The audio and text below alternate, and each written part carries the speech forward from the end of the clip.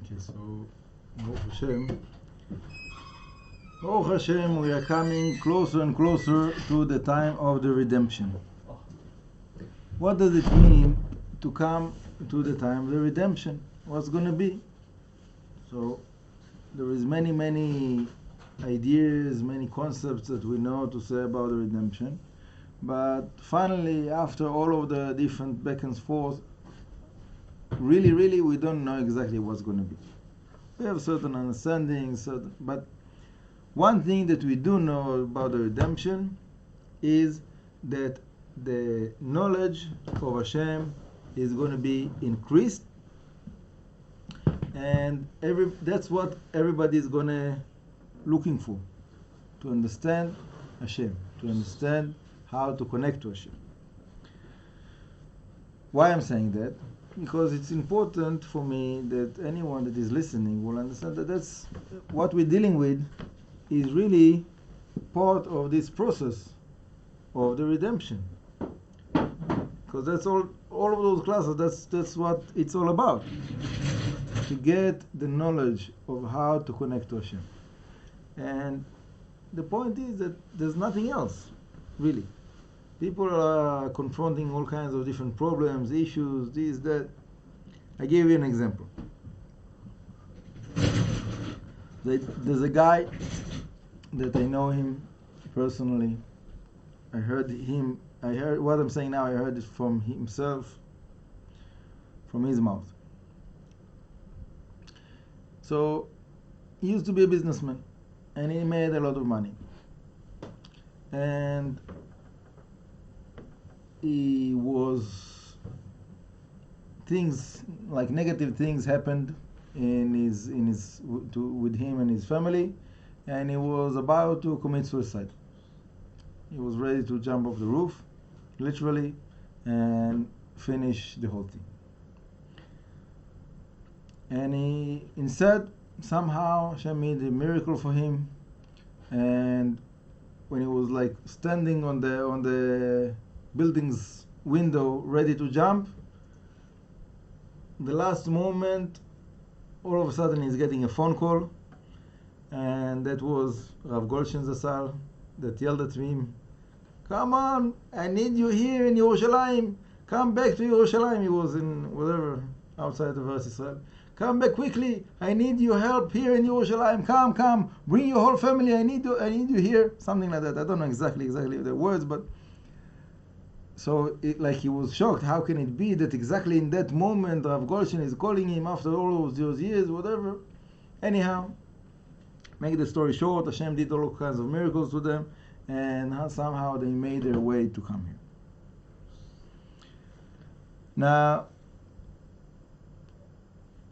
I'm sure that everybody understands that when someone is used to a certain lifestyle, it's very hard to take down the level of the lifestyle. Meaning, when a person got used to spend like $10,000 a month, so it's very hard to go down from that and to spend less and less and less.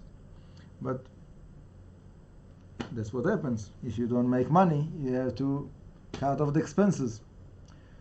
So they cut down,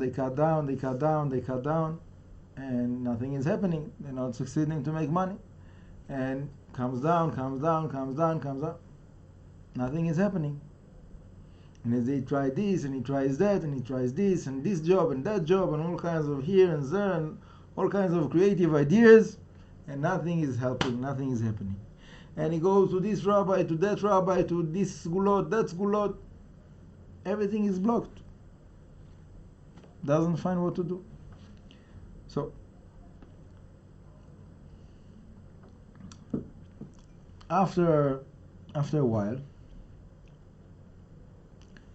he got to the conclusion that it doesn't work.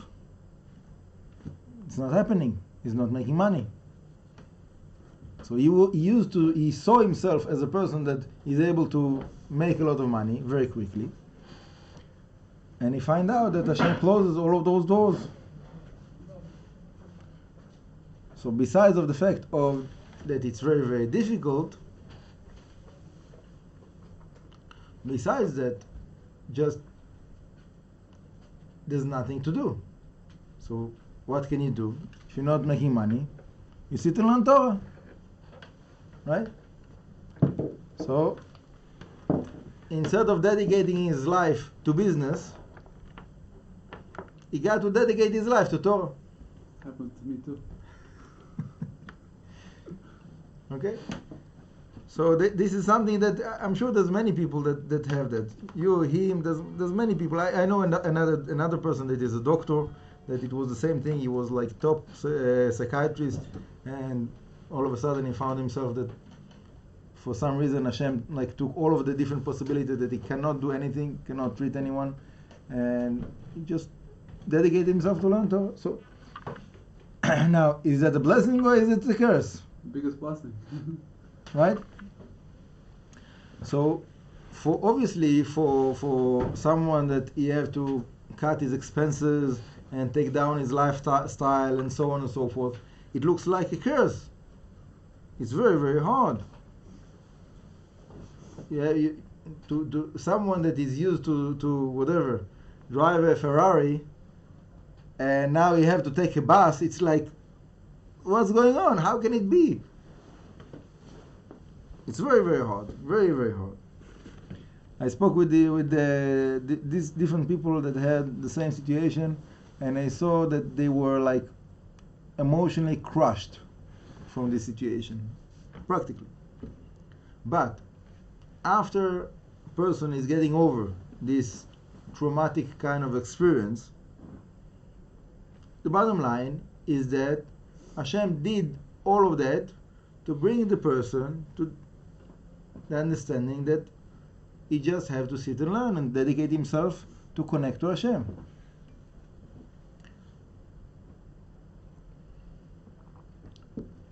So why do I say that? Because after a person is doing all of that, and it can be also other things. I'm speaking about money, but it can be something else as well. It can be sick people that the doctors don't find the medicine for them, God forbid. So many things. So when a person is giving up of all of those different kinds of trying here, trying there, all kinds of things, and he gets to the point that he's ready to let go and leave it by Hashem. In that point of time, then Hashem can, Hashem can always, but is letting Hashem, giving Hashem the space to reveal His love to the person. And this is something that is very, very important for us to practice, because our tendency is to try to push ourselves, to push our being, and to fill all of our inner space with ourselves. They even made it to be an expression. This guy is full of himself. Right? What does it mean? I think most of the people, they say they don't really understand what does it mean, but there is an inner space. And when the person is putting himself in the center of his life, of his inner space, of his consciousness, so Hashem is very humble. Hashem step back, step aside, as if you want to take to be the main role in the show. Go ahead, play. Let's see what you can do by yourself. So the person is trying here, trying there, trying here, trying there. When a person can succeed in his life. So there's different possibilities, but let's take about two extreme possibilities. There is a guy that Hashem wants to test him. You want to do it yourself? You were ready to try? Okay, you know what? I'll let you succeed. See what do you do with your success. So Hashem sends the blessing.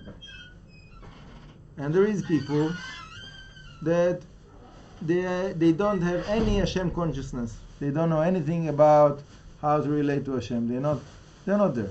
But for some reason, they're succeeding. Hashem is giving them all what they need: wife, house, children's, health, money. Looks as if externally it looks like perfect life. This guy have everything he wants, everything he needs. No problem, right? So the answer is no. If he doesn't know how to relate to Hashem and to show his gratitude for all what Hashem does for him,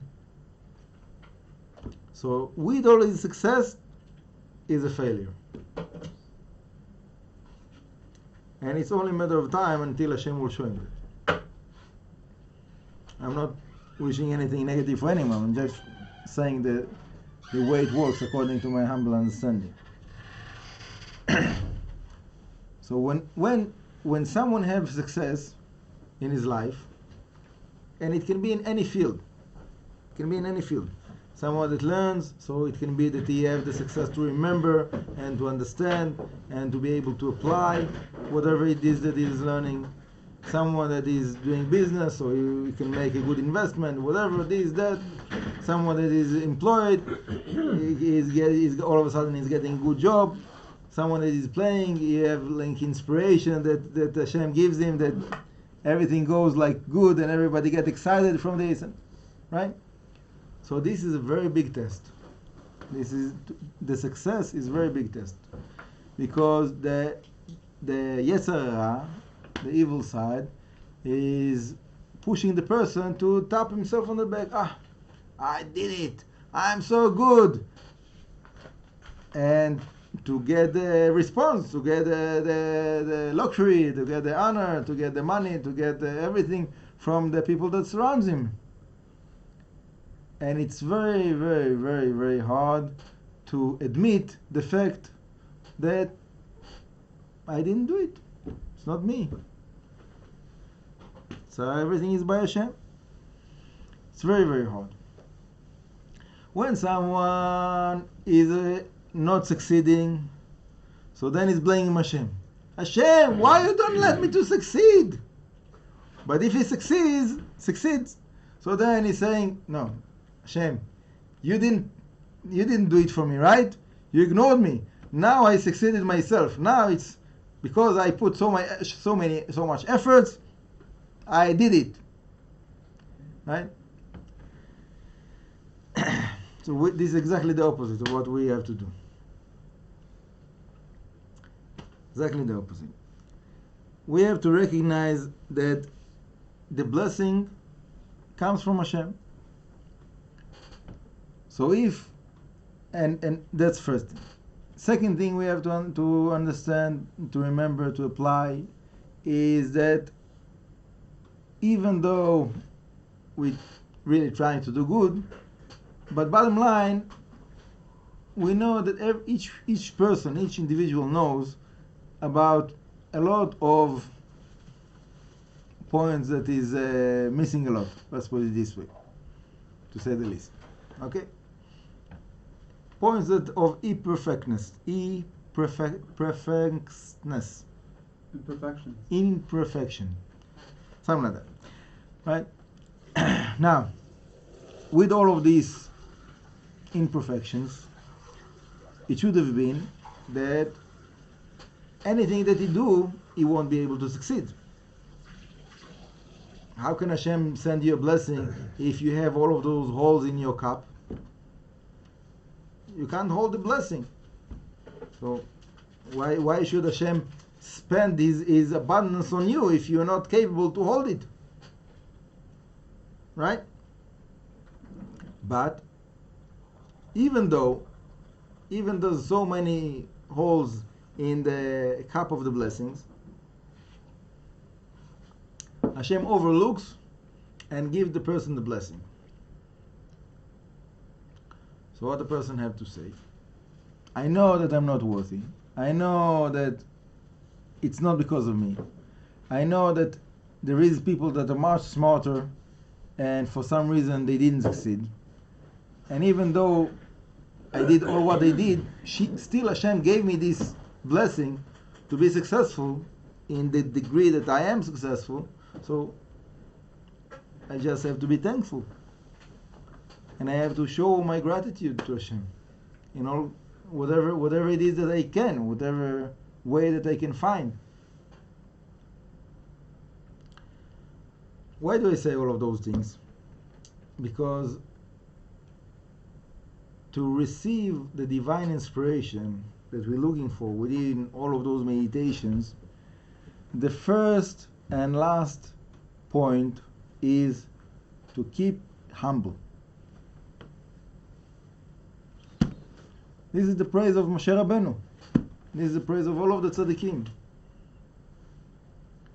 When a person have pride, exactly in this measurement that he have his pride, is preventing the abundance of Hashem, the real abundance of the spiritual flow of abundance, the inspiration that we're looking for, is preventing that it won't come to him. And even if it comes to him, he's missing it, because there's a contradiction,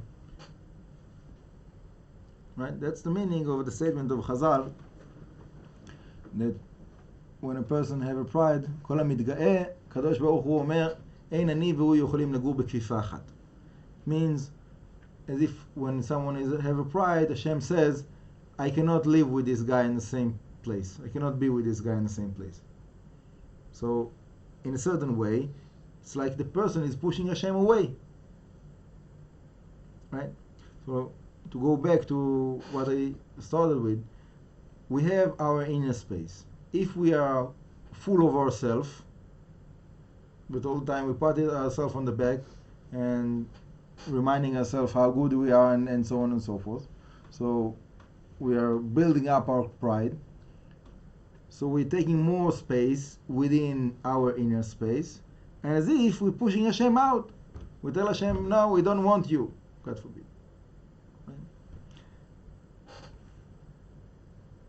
So what we should do is exactly the opposite. To nullify ourselves. To make ourselves as thin as possible. Right? And that's the big praises of the big tzaddikim. Avraham Avinu said, "Va'anochi afar va'efer," I'm like a dust. David HaMelech said, "Va'anochi tolad velo ish," I'm like a worm. Moshe Rabbeinu said, "Va'anachnu ma," what are we? Right? Why is that? Because if you understand that it's all about Hashem, so it's better to let Him play the show. You're trying to push yourself to be the star of the show, but you have to give up on it. That's what it says in the Chazal, כל הרודף אחר הכבוד, הכבוד בורח ממנו. Someone that is running after honor, the honor runs away from him. כל הבורח מן הכבוד, anyone that runs away from the honor, הכבוד רודף אחריו, the honor runs after him. So what is the kavod? The kavod is really the glory of Hashem. This is the real kavod. There is like lower manifestation of the kavod, of honor, but the real honor is the honor of Hashem, right? So if someone is trying to take to himself the honor of Hashem, so the honor runs away, the glory of Hashem runs away, so he's left with nothing. And when someone is running away from the honor, meaning he doesn't take any credit for himself, for anything good that he does, he's leaving all the credit to Hashem, that he admit the fact that I didn't do anything, it's all by Hashem. So then הכבוד רודף אחריו, then the honor runs after him, meaning he received the abundance of the glory of the divine inspiration, and he become to be a representative of Hashem in the world. This is the tzaddikim. This is what the tzaddikim is all about. They are the individuals that because they let Hashem run their show, run their life, they nullify themselves to the will of Hashem. Whatever Hashem tells them, they do. So then Hashem gives them more and more and more glory that they are representing Him. There's a parable that I'm using many times. It says, there's a statement of the sages, it's called Eved Melech Melech. The slave of the king is like a king. What does it mean? If you have a slave of the king with uniform, obviously a slave of the king, you have a special uniform, right? Because he's serving Hashem. And he's going in the market. And someone is despising him. Someone is cursing him. Who is it offending? It's an offense against the king. You despise someone that wears the uniform of my personal servants. So he's going to get punished, right? The guards of the king will punish him because he despised the slave of the king. So, in other words, the honor of the king expands to his close servants. So anyone that harm the honor of those servants is harming the honor of the king. So the guards of the king will punish him, right? So I think it's clear, but I will spell it out that it's the same thing in the spiritual sense. That the tzaddikim, that they are representing Hashem in the world, someone that is despising them, we see that, by the way, a lot in the Tanakh. Through the Tanakh you see that a lot. All of the prophets. So Hashem was very zealous about their respect, their honor. For themselves, they didn't care about it. But Hashem was very, very, very particular about how people treated them. And not only by them. See that also today. There's a story that I heard. I'm not sure exactly the details, don't remember it so good, but it was something like that.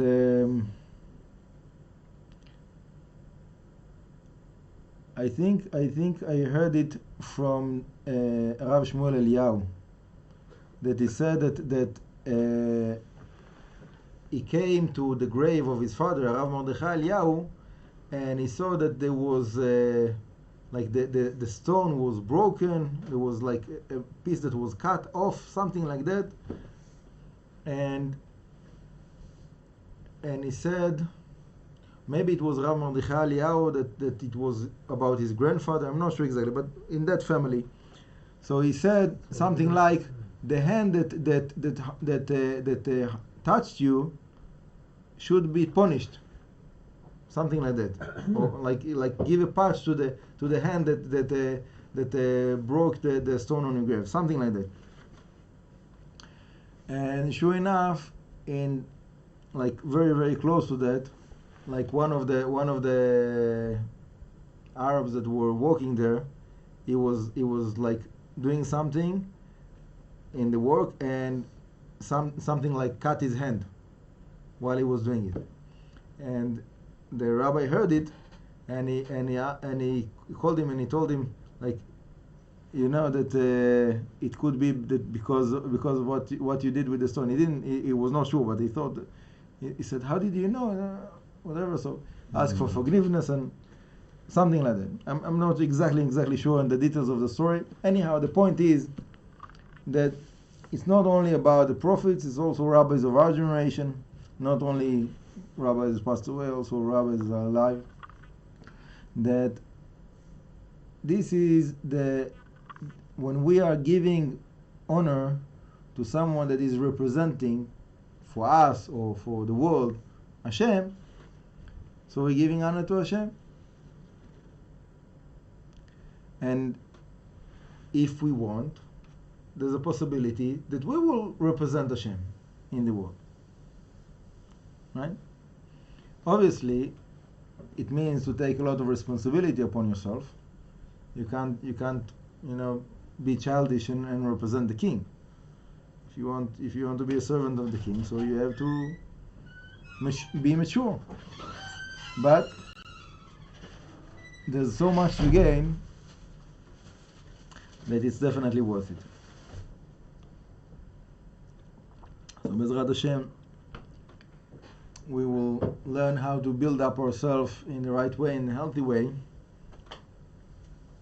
to apply all of those concepts in our life, and to have the light of Hashem shining through us, and to be able to bring it to the right places, that it will benefit the people that are around us.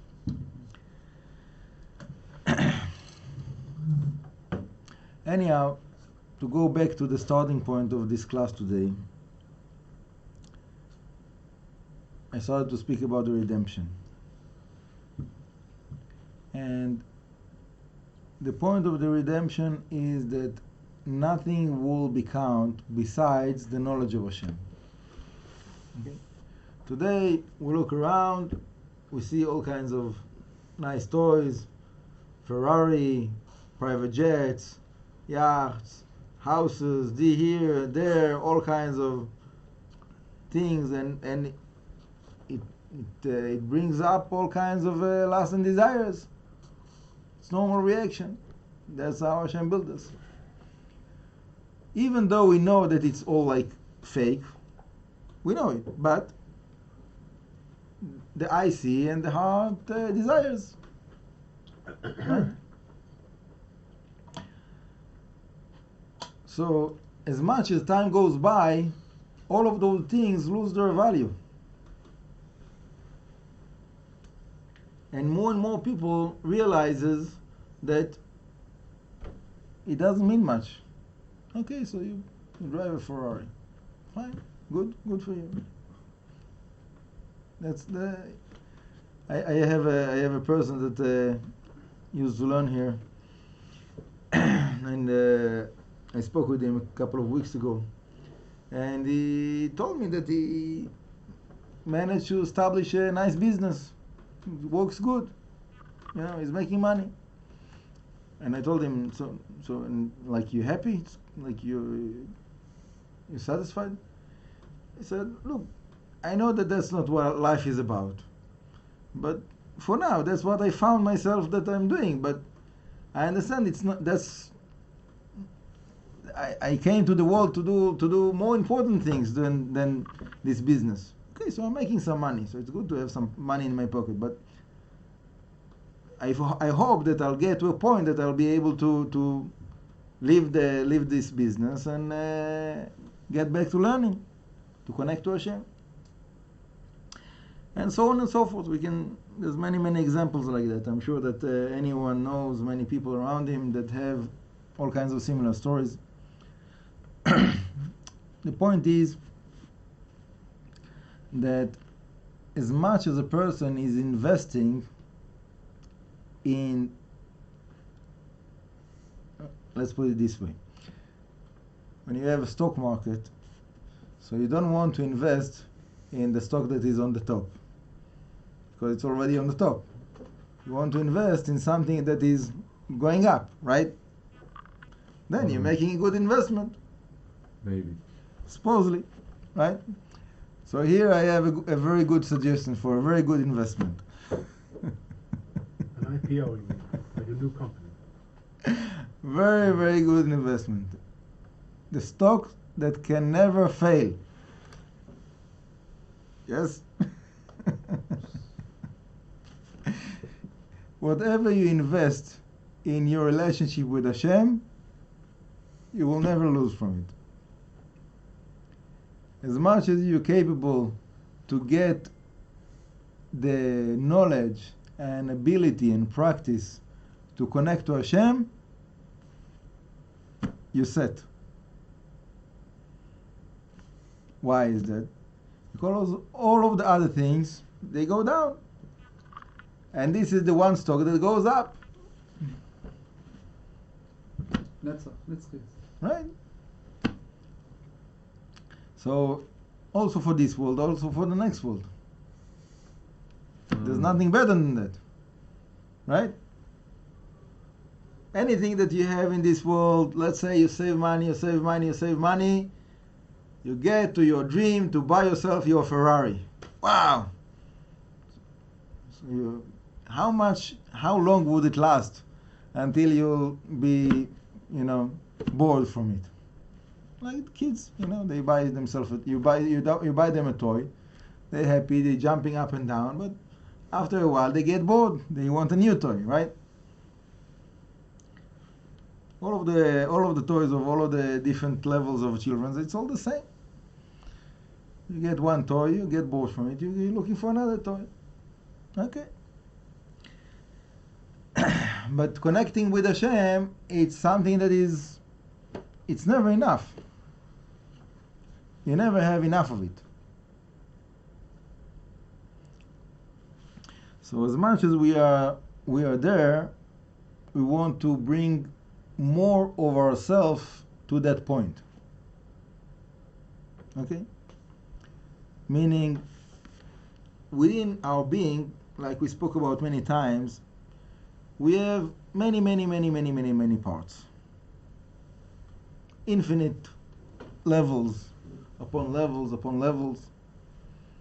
So the question is, which part of yourself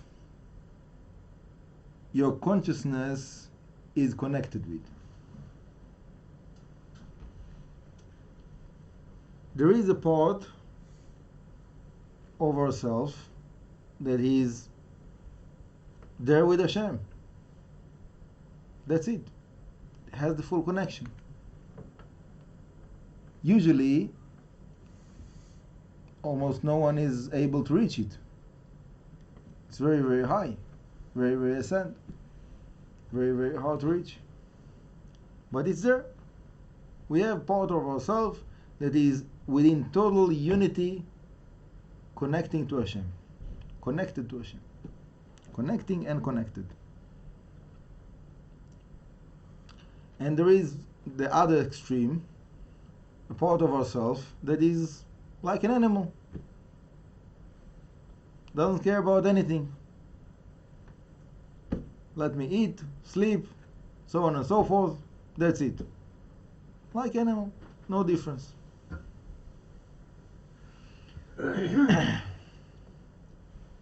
And within those two extremes, there's endless parts all around the different levels, different worlds, different dimensions.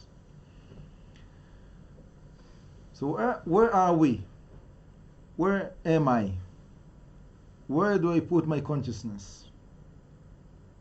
Which part of this whole big structure of the different worlds, different dimensions, external, internal, and so on and so forth? So this is the purpose of the meditation that we do. We're trying to bring the consciousness from the external point of the consciousness of the physical body and to bring it in and to connect as much as we can to the highest point or the deepest point, same thing, that is connected to Hashem as much as we can.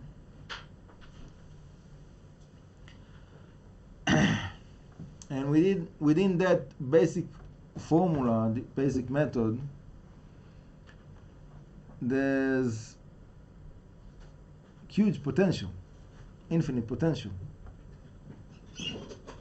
obviously can be much more sophisticated with all kinds of names and to combine to make it, but that's not what it's all about. It's not about how many names do you know to use in your meditation.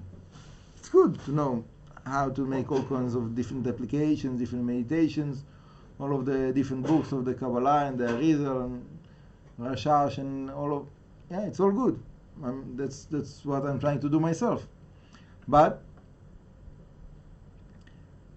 if you don't know that all of that's supposed to bring you to connection with Hashem, so what are you doing? There's many people that they have all kinds of books like that with all kinds of names, and they flip through the pages, and they have nothing. They have no idea what to do with it. Okay, so you have a nice book and with all kinds of names, and it's all nice and good. It looks good, you can take a picture. But that's not what it's all about, right?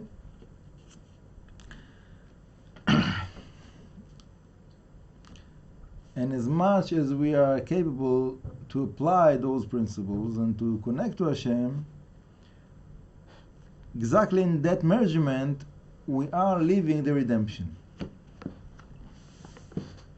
And that was what I really want to say today. That we are within a process of the redemption. Okay? All the time, all the generations were speaking about future to come. So future to come is here. We got to the future to come. We're living it. But within that spectrum of time, it's still a potential. And it is out in our hands to make it to be actual.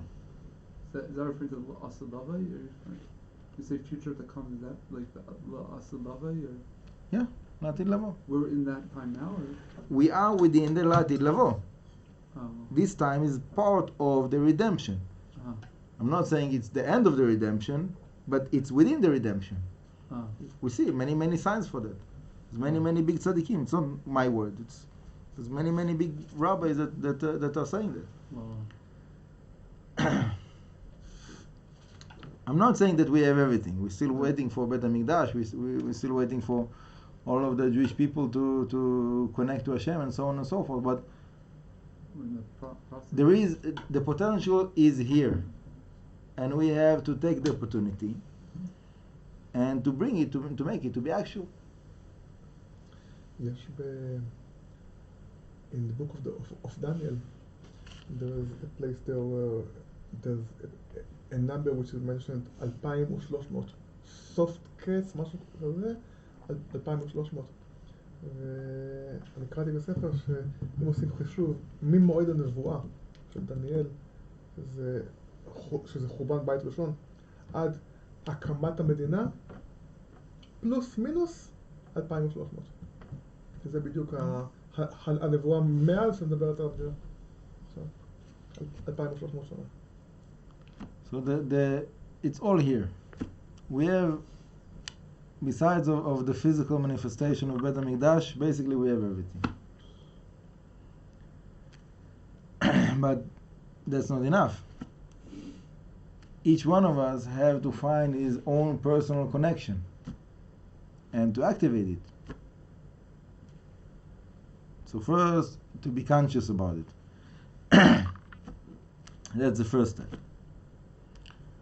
Then to learn what to do with it, and finally to do it. Right? Is it to get to a certain goal? Like, for example, when a person has meditation, we did Yud K Vav K yesterday. So is that supposed to get a person to a stepping point where once he has those meditations, he's able to now pray to Hashem and be answered? Was that? That's part of that. It's not the goal. But part of the result is that Hashem is treating you. When you're treating Hashem, Hashem is treating you. Because you're becoming very close to Hashem? Yes. When as much as you are closer to Hashem, so you can ask whatever it is that you want. It's not the problem. The reality is that when you're coming closer to Hashem, so you don't remember anything that you wanted to ask for, because you have everything you want. You are with Hashem. What can you ask for? Can you ask for money when you're together with Hashem? What is money? What are you, a child? You're asking for a candy? What are you, right? What can you ask for? If you get to a point of that you feel like connection to Hashem, so that's it. You just want this moment to last. That's all. Nothing else. So it's a good way to push ourselves to come to that point. But anyone that is in that connection finds out that there's nothing that he really should and can ask for. Is there also like deeper, when a person thinks that, is there like deeper machshavos like that a person should be thinking when he does it, like Hashem echad, or like is there any? There's many concepts. All what we're speaking about, all of those classes, all of those practices that we do, it's all about that. Yeah. So whatever it is that you remember and you are able to apply that within the meditation, do it and take it as far as you can, for sure.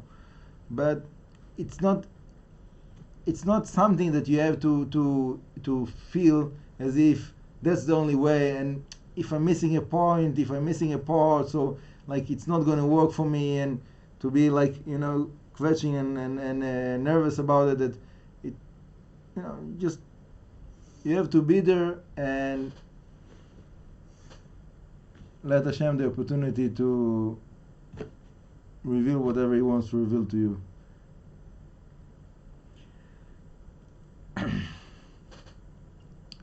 So I'll finish with a blessing for everybody, whoever is here, whoever is not here, all of the people, whoever connected, whoever is listening, whoever is reading, whoever is helping in different ways, that everybody will have the inspiration to do the good things that they want to do, and to connect to Hashem in the highest possible way according to the root of our neshamot, and to keep that intimacy, to keep that connection through our life, and to live with it according to that.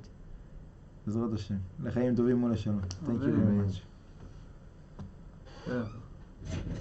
I was thinking you said over yesterday about a